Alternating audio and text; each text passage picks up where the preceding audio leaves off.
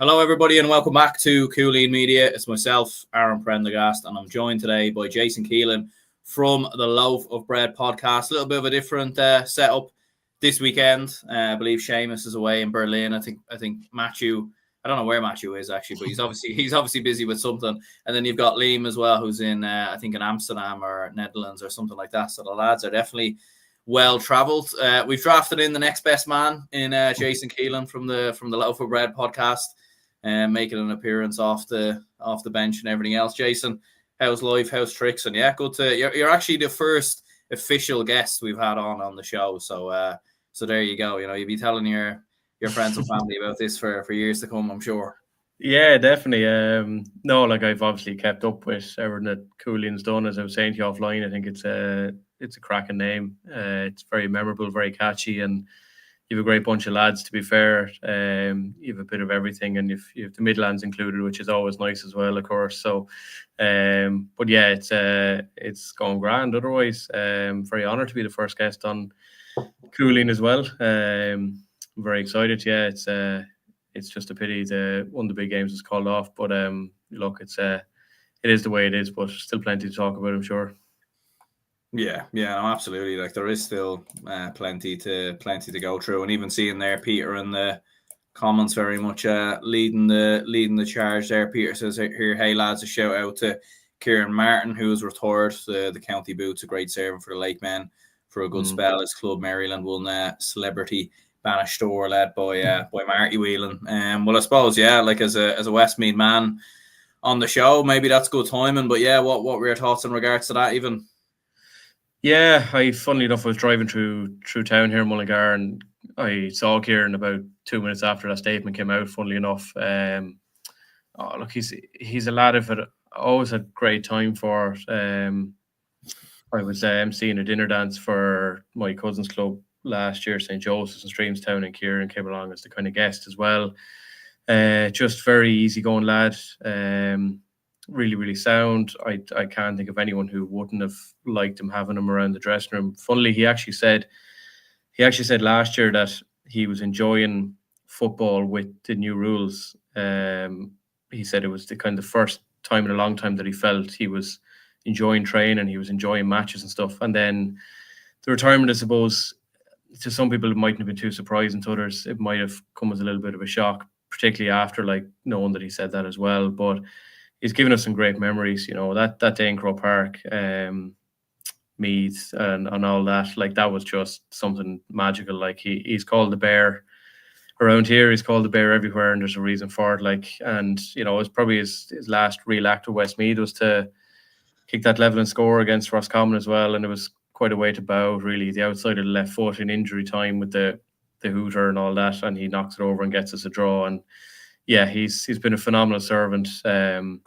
And yeah, the people of Maryland, I think, appreciate all he's brought to the club. Playing for Westmeath as well, they got a bit of momentum, and Celebrity Banished Door was obviously a great thing for them as well. But yeah, a sound guy, and he'll be missed around Westmeath, not by the opposition teams obviously, but he'll be missed around Westmeath. So yeah, 100%. Yeah, no, like definitely a stalwart of Westmeath football and everything else. And there certainly has been a few big stars that have stepped away Westmeath football over the last couple of seasons. So it is going to be definitely interesting to keep an eye on how things progress there in the next few years. But Gavin does say here, up to town, Strokestown, Connacht intermediate champions. Yeah, I was thinking of you, Gavin, when I seen Strokestown do the business. So yeah, be interesting to see how they get on in the All Ireland series. But look, there isn't a huge amount of action really. There's a few talking points here and there, but there was a lot of one-sided games this weekend.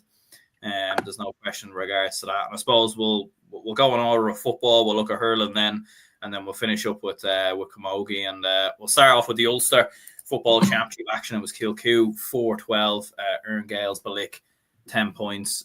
Very dominant again from Kilcoo. Like they just seem to make light work of these games year on year. Like maybe every now and again there might be a bit of a shock, there might be a bit of a surprise, or there might be pushed to the pin of their collar. But yeah, very, very comfortable, comprehensive, and there's no question they have to be viewed as serious contenders, not just for Ulster obviously, but for the All Ireland, I think. Yeah, definitely.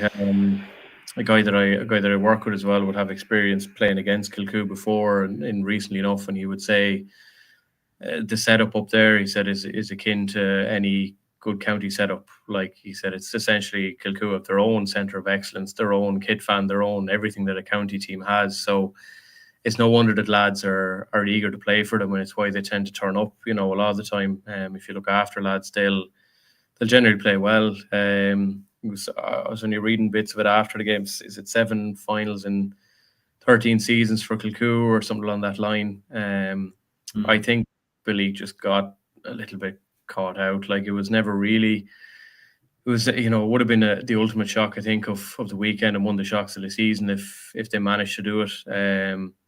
And Kilcoo, to be fair to them, like they mightn't be full of household names to everybody in the GA world. They have, Brannigan, Devlin, Doherty, etc. But like, there's a lot of lads in there that if you sat down and asked someone, name the 15, they might know a whole lot of them outside that. But yet they always turn up as a unit, and it doesn't matter if there's one missing, someone steps in. They still tend to perform, and it's a bit of a shock when they do lose. And at the moment, they don't look like anyone is going to come close to them, but who knows? But it was a very comprehensive win, we'll say.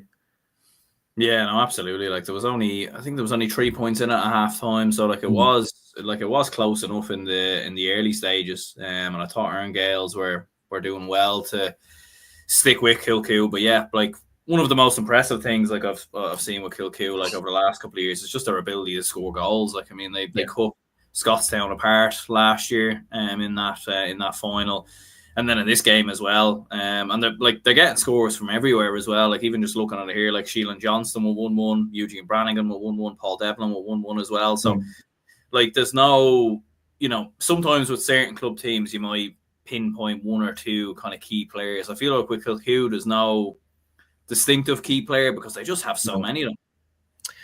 Yeah, that would be fair to say. And like, you list off the lads who get 1-1, and then like you add in like Caleb Doherty and a few others like who can score goals. It's not like they're relying on one player or a couple of lads to chip in. Like they had, was it 10 or 11 scorers in the county final, I think it was, or the last game they played, and they went from the cornerbacks, halfbacks, midfield. Like, everybody is able to shoot and everyone's able to score. Whereas like, even some games I've commentated on lately, like, it's dreadful the amount of teams who will be in a shooting position and will turn around and look for the one man that they've been told to give the ball to shoot. It doesn't seem to happen with Kilcoo. And, realistically, them, or I would say Bridget's, are probably, the two likely to lift silverware at the end of the year. Ballyhale, it was their first win last week, wasn't it, against King's Court? Was that who it was? Their first ever provincial win or something. So like, they were out of their depth a little bit. As good as they did to put up a fight, it was probably a bit unrealistic to ask them to do that twice in a row against a team who are literally on fire. So Kilcoo have just scores all over the shop, really. Yeah, absolutely they do. And Gavin does make the point here as well. Kilcoo against Bridget's or Mike Cullen will be some semi-final if they win Ulster, which looks likely. And Peter was saying here, a statement win from Kilcoo, the Ballygunner of football. And Aidan says whoever comes out of Bridges and Kilcoo will win it all. So I suppose a lot of people kind of looking at Kilcoo, Bridges, and everything else. Would you be looking at Kilcoo as what like, would they be your favourites, or how would you kind of see the overall All-Ireland picture? Yeah, I think they probably are. For me, there was, there's a lot made about the fact that so many of the reigning champions disappeared very quickly. And you're kind of looking then around the scenes and around the games and wondering, well, who's going to step up? And Kilcoo they're not short of experience.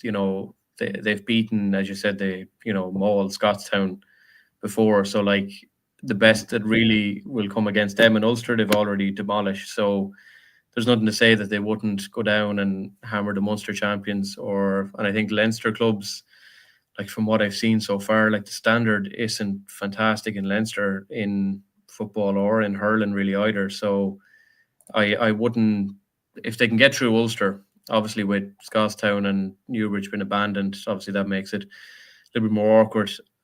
Dingle are I know we'll probably get on to them after. They're such an interesting outfit, and I know Matthew then will obviously look at Finbarrs as well.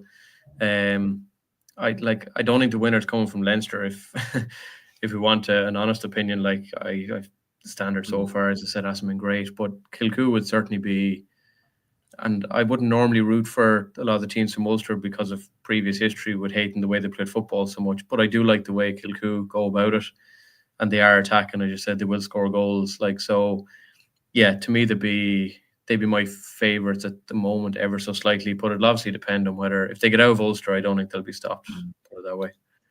Yeah, no, absolutely. Looking, it should be an interesting final when that one does come around. Gavin does say Ballyhale or a tie. It is interesting. There's a lot of question marks over both of them. Like I've been impressed with a tie. I think Ballyhale have done well as well, and they have a lot of very good players. But again, there's a lot of new players in that team who wouldn't have played at this kind of stage of the competition. But definitely, I think Ballyhale, if Ballyhale do come through Leinster, I think they definitely will be in the mix as well. But look, the other game was abandoned at half time. It was 1-4 to 3 points at half time in favour of Scottstown. And there was a comment here from Peter earlier who says main talking point is Floodgate, as he's calling it here in Omagh. Lots of mixed views. McQuillan is very experienced in the reffing game. Player safety always has to be the forefront. To be fair, looking at the state of the pitch, like it was an absolute mess, really. I think they had a game on before as well. That went extra time as well. And just with the conditions as well, like you see in the TG car cameras, like struggling really to try and kind of show the game. They had to show the angle behind the goal for the vast majority of the first half. But yeah, like where do you kind of stand on that? Like I think to be fair, it was a brutal game. I don't think it was going to get any better in the second half. So look, maybe now with better conditions we get a better game. But where would you stand on this?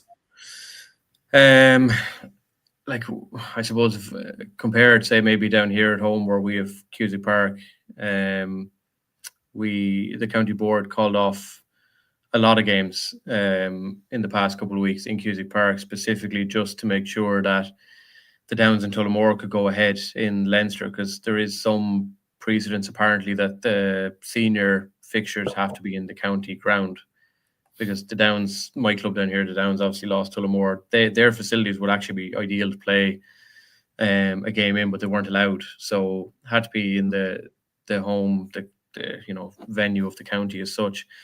Joe McQuillan, I think, to be fair to him, someone said online he picked the muckiest spot to throw the ball down, which, fair enough, I can understand. There's a lot of people who don't like Joe McQuillan, but say like last year's hurling final here in Westmeath, Barry Kelly got an awful lot of abuse for blowing the game up after 15 minutes, and the conditions were probably equally as bad in Omagh this evening. So I think he's done the right thing. Like, all it will take is one lad just to can't stop his run, crash into another lad, and there's broken legs, and next thing you have a case. My sister-in-law is dealing with the case in Crow Park in the insurance department. So like, it's the right decision. There's nothing you can do. Like, and as you said, the game wasn't getting any better. The only highlight of the game really was seeing the deadly TG car angle from behind the goals. Like, that was about it. Just let them play properly and give them a chance, really. Yeah, 100%. Yeah, no, like it was like even and like with the Rory Beggan 2-pointer right at the end of the half, probably made it a little bit more. Made it look a little bit better than maybe what it was. Yeah. It was 1-2 to 3 of at that point. Gavin says here, reminds me of when Blackburn Ipswich was cancelled, when Blackburn were a goal up. I could see Scottstown being pissed like Blackburn was when that game was cancelled. Yeah, I don't know when that game was, to be honest with you, but yeah, like it's an interesting one. Like 4 points up at half time. Like I think with the conditions as well, they probably would have won the game. I think, to be honest with you, I think they probably would have seen the game out. Now, a few people were saying in the comments here there was a strong wind and everything else, so maybe that's something to kind of factor in. But yeah, I don't know. Could Scottstown be maybe slightly aggrieved? Do you think, or? Yeah, look, I don't know if there's a whole lot anyone can do about it. Like, it is the way it is. It's probably a chat for another day about the setup of the fixtures and the calendar. As one man said to me, he said there's only 12 months in the year, like, and you want to fit everything into it. You also can't predict the weather in Ireland, so it's probably a little bit awkward that way. Newbridge, to be fair, like it's hard to judge them on that half of football because, like, say the McGrogan trio, like they would have in the backs, would generally be pretty strong from what I've seen of them. And yet you spend most of the time wondering when the slip and slide was going to end. So it's kind of hard to judge either of them on it. Rory Began was, probably the highlight of the half, really, was the 2-pointer. Apart from that, the camera angle was deadly because you could really get a view of the tactical movement off the ball that we wouldn't usually see. But I don't think people would generally watch the game in that angle for too long, to be honest. But look, Scottstown can feel aggrieved, no more than like Loughlin Gales in the county final here last year were winning against Castletown when it was abandoned and then went out the next day and got hockeyed. So there's not a whole lot you can do. Like, I don't think Scottstown, to be fair, both teams are playing in the same conditions. It's not like, they got a huge advantage taken off them. They'll come out the next day and I'm sure they'll get the job done. Yeah, like I don't know what's going to happen as well, like with the scheduling as well, because obviously like this game is going to be fixed now for next week. I think the Ulster final might have been the week after, so they're obviously in a race to kind of finish these games up before Christmas. So like you would feel sorry for the players, like like it's obviously nothing got to do with them, the weather and everything else. Like they've come prepared, they've given it all for 35 minutes, and it's essentially like having to play a replay. I know they didn't play the second half, but it's a little bit unfortunate on them in some ways, and it probably does lend a bit of an advantage to Kilcoo as well now. It would, yeah. It's that age-old thing of, you're better off playing consecutive games and being energized, or you're better having a couple of weeks of a break. And most teams that I've seen so far seem to have benefited from having the break, particularly if you're an inter-county footballer and a club team as well, like in your or like, say, I know we were chatting before, and like Clare, the only Westmeath team left, they've also won the under-20, and half of that team have played every minute of intermediate and under-20 and Leinster games so far. So you'd probably want a bit of a break if you're Kilcoo, and you'd be more than happy to have seen Joe McQuillan chucking that ball on the ground and not bouncing. So it is unfortunate. Like, the other option is a midweek late throw-in under the lights somewhere, which lends itself to more problems and congestion with people, like lads who are working jobs as well. Like, it's not that handy just to get time off during the week for a lot of these lads, I'm sure. But it's not ideal. And if it is next Saturday, and if the Ulster final is after that, then it's advantage Kilcoo, really, isn't it? Absolutely, it is. Yeah, Aidan says here, Armagh wasn't bad. Conditions during the Kilcoo match wouldn't have been a bad show. And Peter says double headers in winter equals disaster. Well, it was kind of funny. Like, Matthew and Seamus were having a good double header discussion during in the last show, and Seamus was very much in favour of the double headers. I think which I didn't text him about, but I should have, because I'm all for double headers, but put them on different pitches, one after the other, and give us time to dry from A to B. Like, don't put them on the same pitch, particularly if it's rained any time before that. But it's particularly extra time killed that as well, of course. So and Gavin kind of agrees with you here as well. He says, remember, Arva Ballinderry was the intermediate, was cancelled for the same reason with double header with this weather. I don't know why Ulster GA do double headers with this weather. Yeah, absolutely. And look, hopefully, obviously the conditions are, I don't know how they're going to be next week, but obviously with this time of the year, you don't know. So hopefully, like, they can kind of get everything sorted by next weekend. We'll move on to the Munster football semi-finals. Two kind of very one-sided games, I think you would say. One of them here was bizarre, really. It was Dingle 2-15, Mungra St. Paul's 2 points. I think St. Paul's didn't score their first point until like the 48th minute. No points from both of them were from frees. Jesus, like, I remember looking at the score on Score BO, and you're thinking, is there a mistake here? Or, is there, I had to go and check on Twitter then after, because I was thinking, surely this can't be right. But Jesus, look, first of all, incredible for Dingle. Obviously for Mungra St. Paul's, look, they won their first Limerick title in their history, so I'm sure maybe there was a bit of celebrations and everything else. It was only a couple of weeks ago, wasn't it? So but Jesus, like a bit of a mad one, this. I was getting text message updates from a friend of mine down there who was at it, and they they were very excited in the first 10 minutes or so. I think the writing was kind of on the wall. Then at that point, I think the game, Connor and Niall, I think already had about 5 or 6 points on the board. Writing was kind of on the wall already. The mess just started getting a bit less frequent when they realised that they paid money in to see this. Like, nothing against Munger St. Paul, just said they were just out of their depth against, a team who were flying nearly 80 years or whatever it was since Dingle won the Kerry title, and now they seem like they're absolutely flying. They're going to be very hard to stop, and Finbarrs are going to have quite a sort of job in their hands to slow down the momentum of them as well. But like, I was slightly disappointed by Mungert as well, because when Westmeath lost to Limerick in the Tailteann Cup last year, there's a few lads on that Munger team who were the lads who basically hurled Limerick over Westmeath, basically, and Emmett Richter was one of them, and I didn't hear his name mentioned once today as well. He was the lad who basically knocked us out of the Tailteann Cup last year with his points, and we struggled.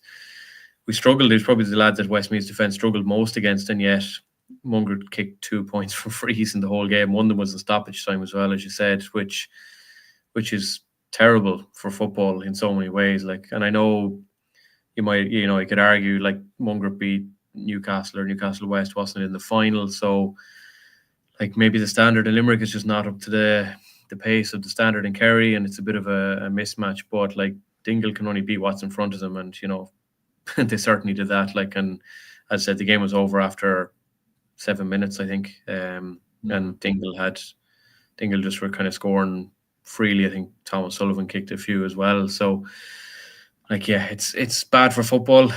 It's bad for the standard of football, but Cork Kerry final will be good crack. I actually see someone has written that. Gavin has written that there. Yeah, it's Cork Kerry final to be the kind of ideal final. But yeah, Munger sort of go out. I wouldn't say with their heads held high, but Dingle flying. Yeah, absolutely. No, they certainly are. In fairness, Gavin says here, sorry, but are Dingle Kerry champions, or are they something else? I still don't understand how they do it. Yeah, I think they won the county championship. I think. Yeah. I think Crokes won the club championship. So yeah, it is a little bit confusing, to be fair. It seems like but they'll argue it's the best system in Ireland. They have argued so many times. Yeah. Look, to be fair, it is good. Like, it does give a lot of players the opportunity, doesn't it, to kind of play across the board and everything else. Like, so it is kind of a good one there. But yeah, like Dingle, where do they rank in the All Ireland picture? Like, where would you gonna have them? Not far off it. Like, and you can't underestimate Mark O'Connor's influence as well. Like, and that it's a standard thing of a lad who's gone out to the AFL and come back, and just sort of, as brilliant as GA players are and fitness wise, there's just something peculiar about these lads who come back, and they just seem to have that extra 1.5 feet of a leap, and their stride is bigger, and he's been absolutely class, and part of the reason they're going so well. Finbarrs are so much fun to watch as well. I saw one of their games recently, kind of in full.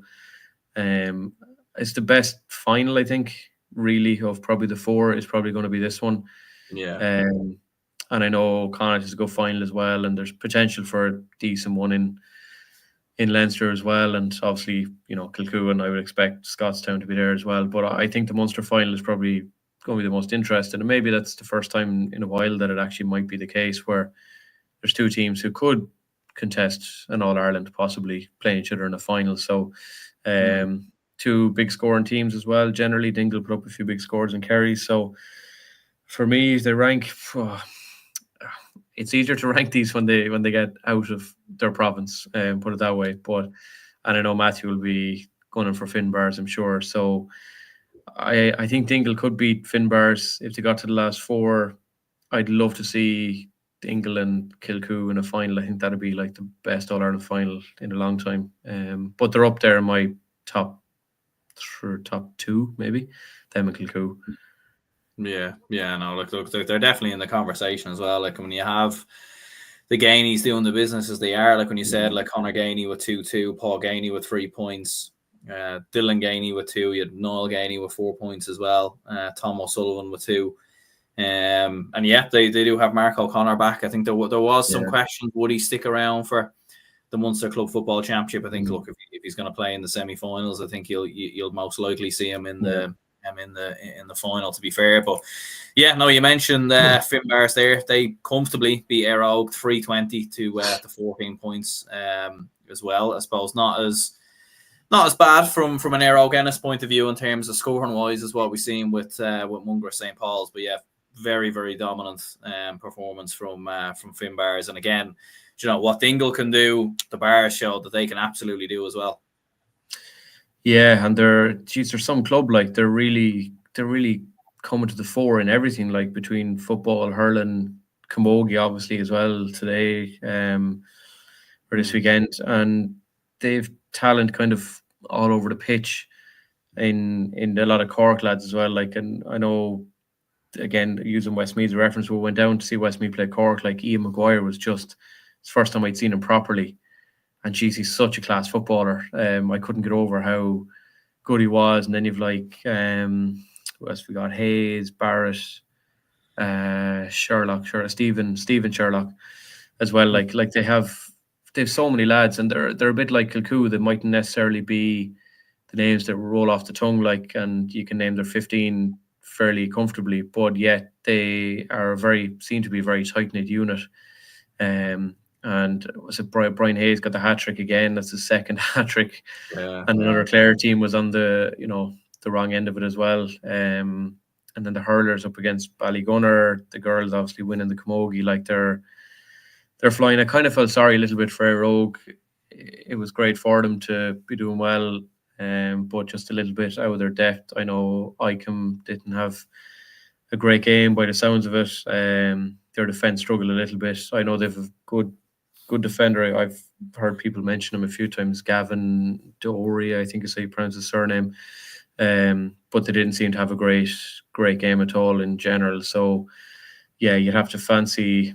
I think the final of the four is going to be Finbarrs against Dingle. As we say, Dingle, they'd shoot us if we said Dingle down there. Dangany Coosh, of course, as they prefer to be known as. But yeah, that'll definitely be the best final. Finbarrs class act, really. Great management, obviously, in there too. So yeah, they're flying as well. Absolutely, yeah. Like, and even as you were mentioning, Matthews, Gaelic Statsman, kind of post or channel and everything else, and yeah, like he be very much be gunning for Finbarrs to kind of come through. And even looking at some of the stats that he kind of put up on his own like on his own Instagram, like even he was saying here, like, yeah, Brian Hayes, like, got a hat-trick, sealed what was an awesome display. John Wigginton Barrett, love that name, by the way. And Stephen Sherlock was also big on the score sheet as they excelled once they get on the Ennis kick out. And yeah, he was saying as well that Brian Hayes was his man of the match, and he'd be on John Cleary's radar if he wasn't such a brilliant hurler. And yeah, look, I remember he played against the Dubs. I think it might have been in 21 or 22 or something like that for the footballers. Before obviously he moved over to the hurlers as well. So yeah, like I know there was a comment there about Jimmy Barry Murphy, the kind of man behind the bars. But geez, Brian Hayes isn't a bad dual player as well. By the looks of it, he might be the heir to the throne a little bit there. Yeah, it could be. Jimmy Barry usually does well wherever he goes, whether it be club or even some of the university teams that would have seen him at as well.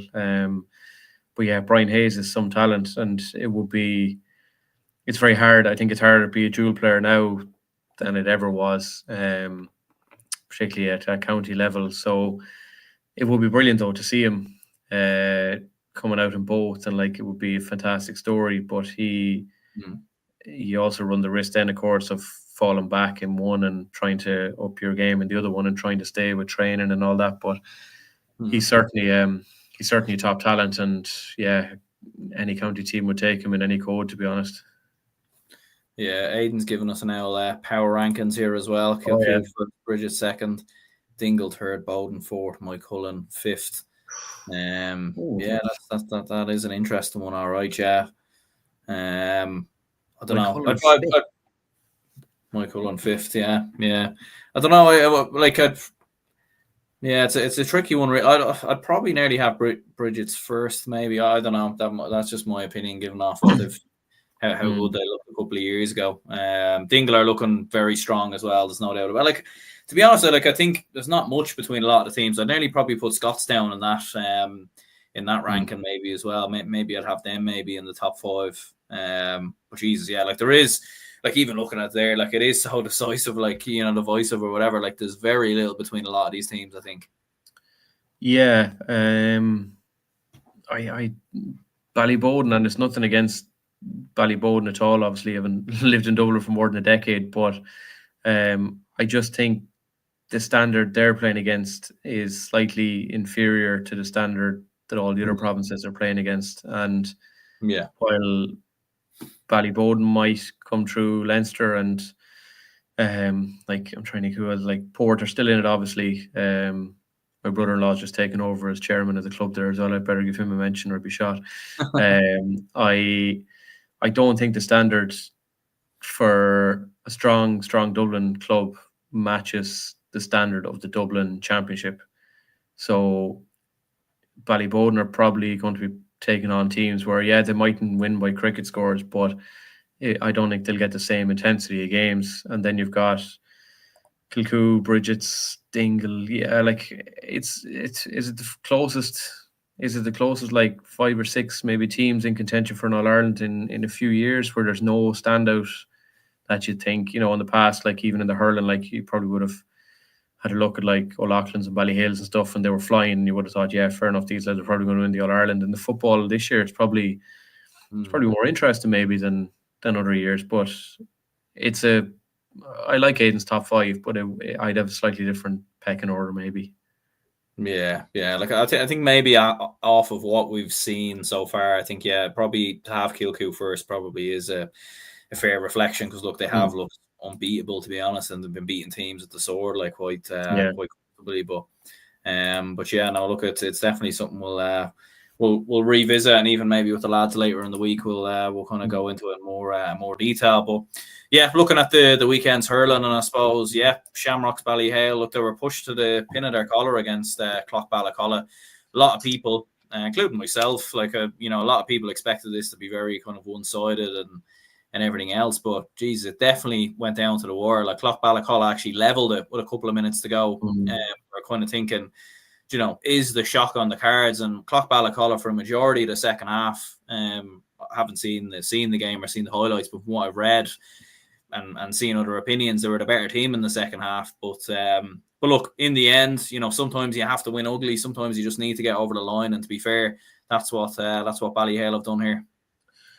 Yeah, it's probably a fair assessment of it, winning ugly and getting over the line.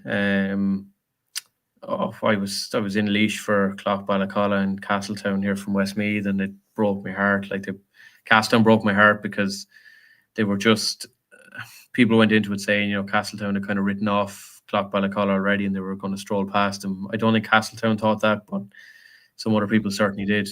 Like Westmeath teams' records against Laois in general are brutal. So when Clough-Ballacolla won it, it didn't surprise me too much. Willie Dunphy, very, very good player for Clough-Ballacolla, real kind of target man. Aidan Corboy in the middle was brilliant against Castletown. He was kind of engine of the team, but like Ballyhale are able to get over the line. I was reading that, I think it's 12 Leinster titles Ballyhale have. Like they'll be out for 13. Obviously, Kilkenny teams have a record in the last few years, apart from the Fina. I think it's generally been Kilkenny teams up there. So it's winning ugly, but it's a win. And maybe unlike, say, Ballyboden in the football, Shamrocks will be the better for this because they've had a strong test. Whereas if they come out and knock 30 points past them and won by a massive score, you're not really getting a huge benefit from it. It's no more than Kilkenny like hammering, weaker teams in Leinster in general at county level. I think this will stand to Ballyhale as they go forward. And yeah, look, it was a good game. It was nice that it was close. It would have been unusual for Ballyhale to not have enough experience in the locker to get over the line, even if it was only by a couple. But Clough-Ballacolla will look back in their season certainly with a lot of pride and a lot of things to take forward for 2026. So, but TJ Reid and the lads will live on and fight another day.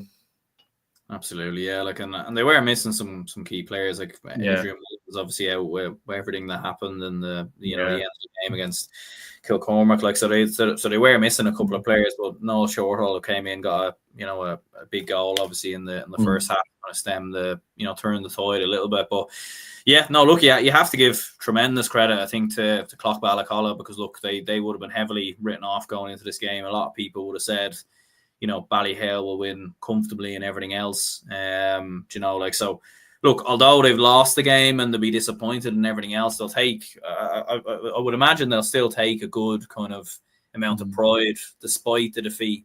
And they'll carry that moving forward, because like it was one hell of a display, and to take Ballyhale to the final couple of minutes and kind of have them on the ropes a little bit, like that's fair credit has to go to them there.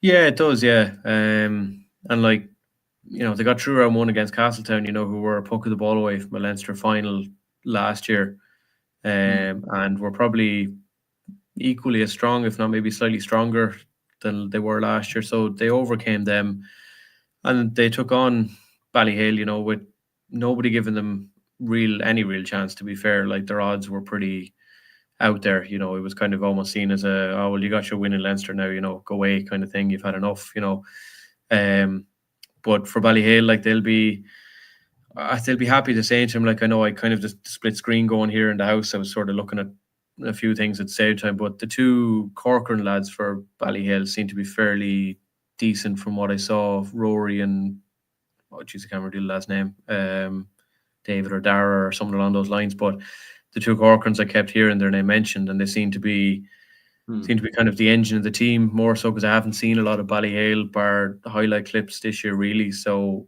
but those two lads seem to stand out pretty well, and I'll probably have more of a look at them maybe later on tonight or during the week. But yeah, like it's job done at the end of the day. It's knockout hurling. You don't really, as you say, you get it done ugly and you can move on to the next one. Like that's the way it is. And great for Clough Ballyhale, but at the end of the day, Ballyhale are still the name in the hat. So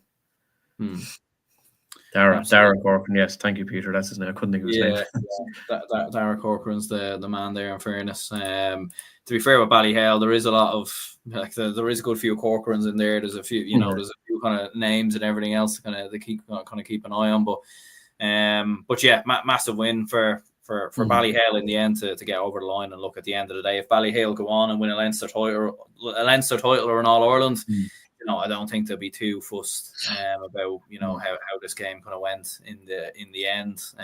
And sometimes, as you said, you need them kind of games to kind of wake you up and kind of kick yourselves on for the next game. Before looking at St. Martin's Naas, Gavin says here, shout out to Tyrone and Mayo for winning the intermediate Connacht Hurling Championship. It's usually dominated by Galway, so great win for them. Yeah, they won it at a fair counter as well. Like they won it fairly handily as well. So that's an interesting one. Like, we were kind of discussing it a little bit during the week, but do you think maybe it is time for Tyrone or the Mayo winners to maybe kind of come into maybe have some sort of like a Connacht final every year from now on, or what? Where do you kind of stand on that? Yeah, I'd be very kind of. I'd like to see everyone give it a go. No more than Kilkenny in the football. Like particularly after say Mullinavat, came up here to Westmeath to play Tubberclare in the first game, and like they ran them dead on until like 10 minutes from the end when they just ran out of steam. Like, but I'd love no more than in doing the work with the camogie and stuff. I'd love to see every level of everything played, even if it's only 13 on 13. Like, who cares? Just play the game. So great for Tyrone, not great for Westmeath. I think we have Mayo, I'm pretty sure, at some stage in the hurling next year. So I'd rather not be coming up against a team who are on form when we're struggling to find anything. So, but yeah, good on them. Like that's big. And like I know Keith Higgins been involved in Mayo in the previous years, has probably bumped the name up a little bit and helped things along. And yeah, good on them. That's a big result, and it would be great to get more levels and more grades back in the different provinces. Absolutely, yeah. Like I think that's the thing. Like if we can have the more teams that can rise up in hurling and other codes and everything else, the the better the sport is really going to become. But yeah, in terms of Ballyhale, the team they will be playing in the final is St. Martin's, who beat Naas 21 points to 11 points. So very, very dominant stuff, it must be said here from St. Martin's perspective. 10 points up at half time. I think Naas had scored 2 points after 20 minutes or something like that. It was very, very dominant from St. Martin's. Again, you were kind of looking at this game and thinking, Naas have been kind of building the last couple of seasons, Kildare hurling's on the rise and all that kind of thing. And you're kind of, I know Martin's beaten Afina, but, out of the 2 games in Leinster that took place, this is the one where I thought maybe Naas could do something, but no, St. Martin's said absolutely no chance. Yeah, you kind of summed it up there pretty well by saying, Naas were on the rise. I think people expected something. Last weekend, I was doing the commentary on Barcelona and Ballinagore in the football, and a few minutes after, they were setting up the camera for St. Martin's and Tubberclare in the football, and word started to come through that St. Martin's had brought none of the hurlers to the game. And I just went, I'm not staying to watch this. It's going to be a disaster. And the final score was 2-26 to a point to Tubberclare. So St. Martin's had been literally, as a club, holding out for this game. They had rested all the hurlers from the football team. They'd essentially given up their Leinster football run for the hurling.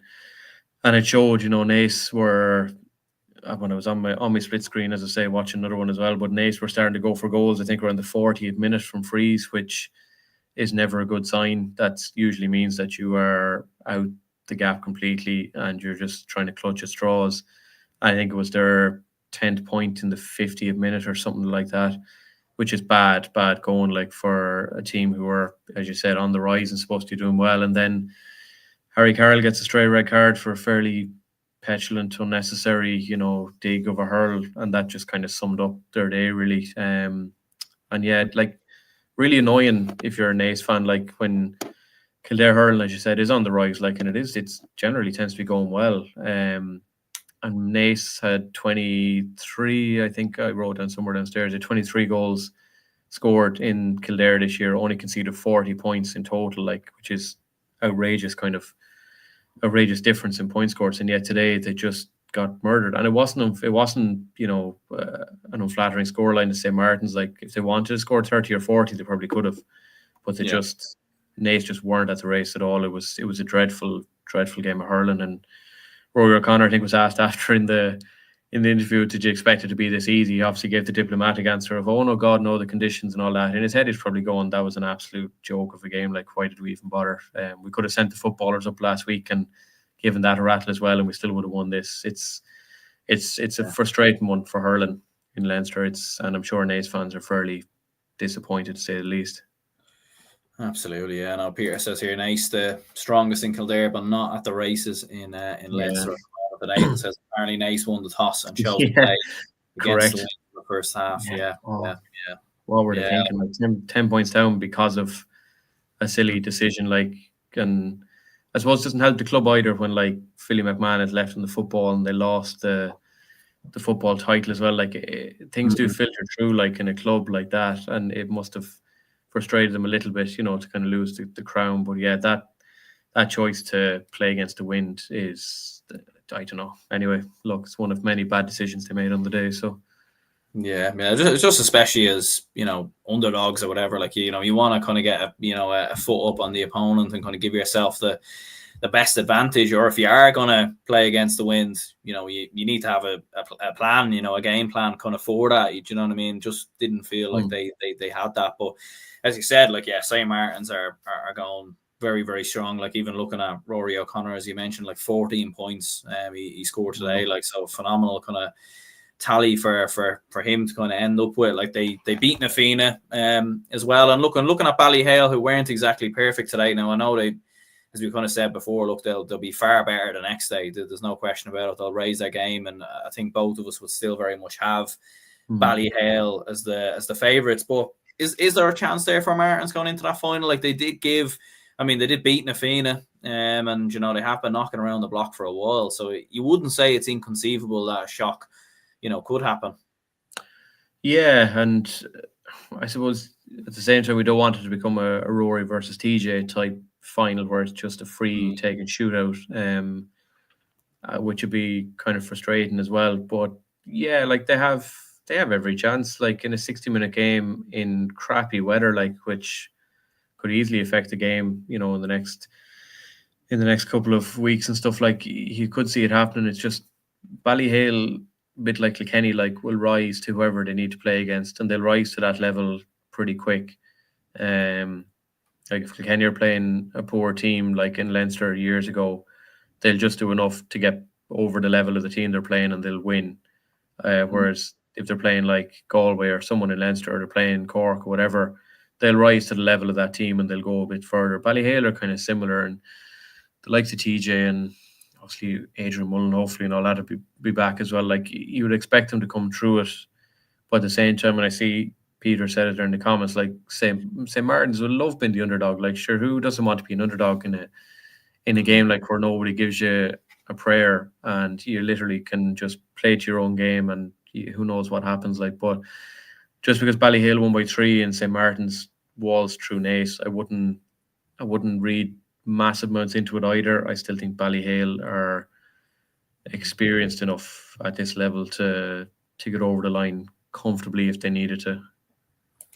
Yeah, and Ryan says here, Wexford teams don't fear Kilkenny. Oh, yeah, look, it is a fair point. Look, the county team seem to have a very good record against Kilkenny. Albeit it's always the last game in the Leinster hurling championship when Kilkenny are already. I don't want to talk about that. Don't want to talk about that.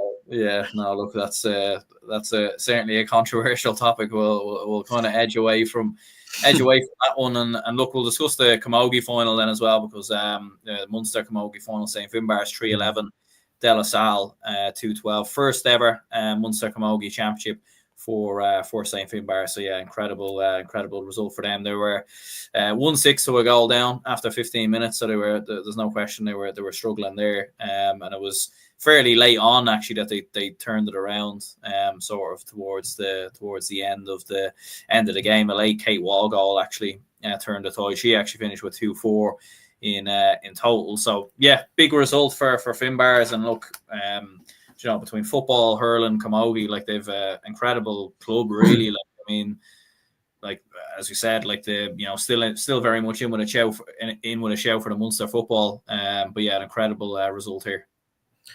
Yeah, it is. Yeah, and to be fair to them, like it's a great club, and any club really in Ireland could do it if they gave their players that kind of treatment as well. Like they're treated so well. I always remember Westmeath girls saying when they went down to play Cork in the Camogie a few years back, and they asked who owns this pitch, and they were told this is Cork's Camogie pitch, and they were like, no, who owns this pitch? Like, we don't have a Camogie pitch. Like, a lot of counties don't have a designated Camogie pitch.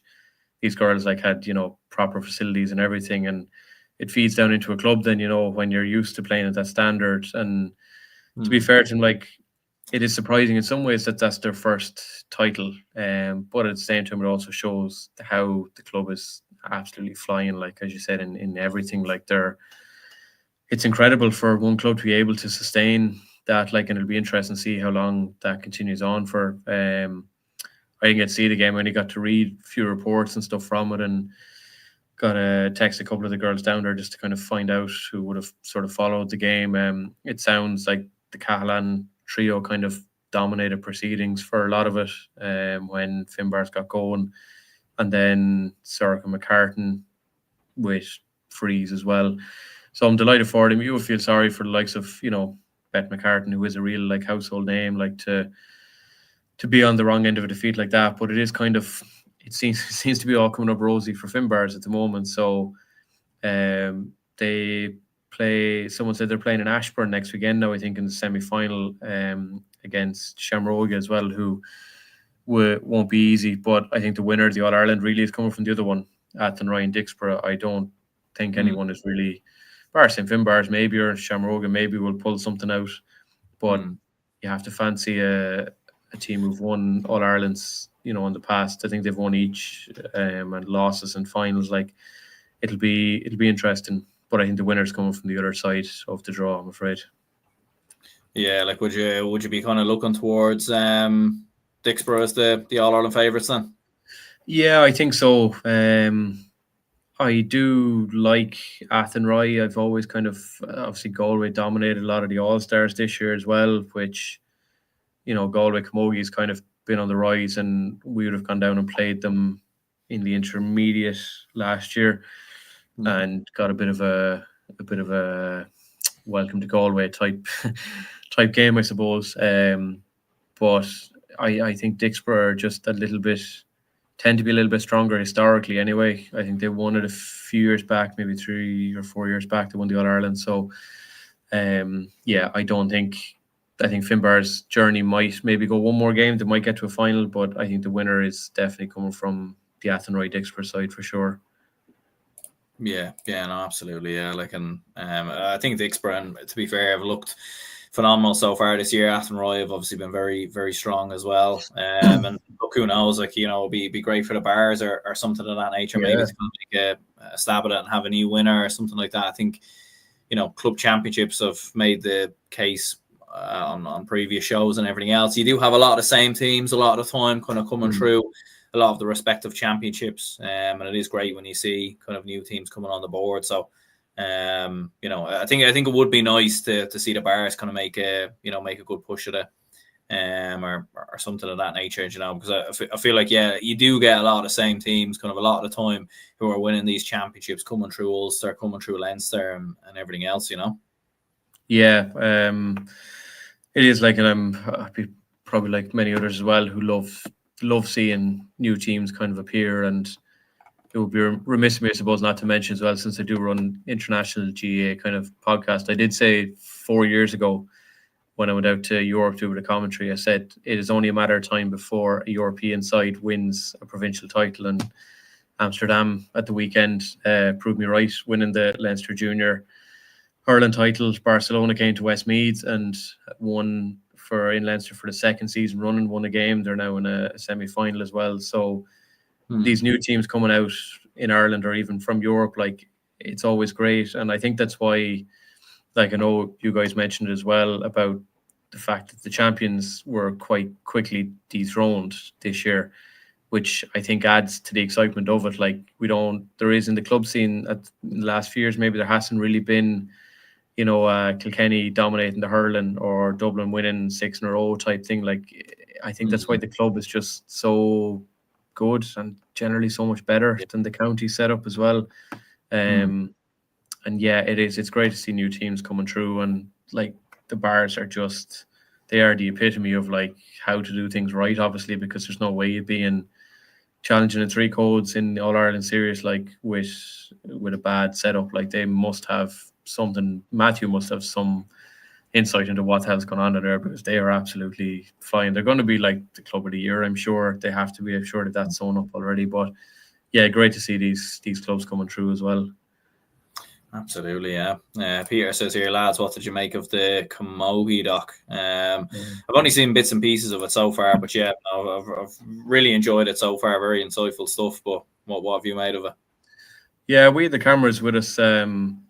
I won the Westmeath games. Now, I think they were kind of putting cameras around a few, and they mightn't use all of it. We might appear in another one. I think they were getting more footage kind of if this was successful to do another one. But I liked it. It highlighted the good and the not so good in Camogie, and I suppose I've done the PRO for Westmeath for a couple of years now, and you do see these things that maybe I mightn't have bothered taking too much. Honestly, I wouldn't have bothered taking too much of a look at in the last few years, where Camogie players complained about X, Y, and Z. Like, it is 100% true. Like, the stuff that they have to put up with compared to say the other codes as well. Now it is getting better, but in some parts it's not getting better. It's getting worse.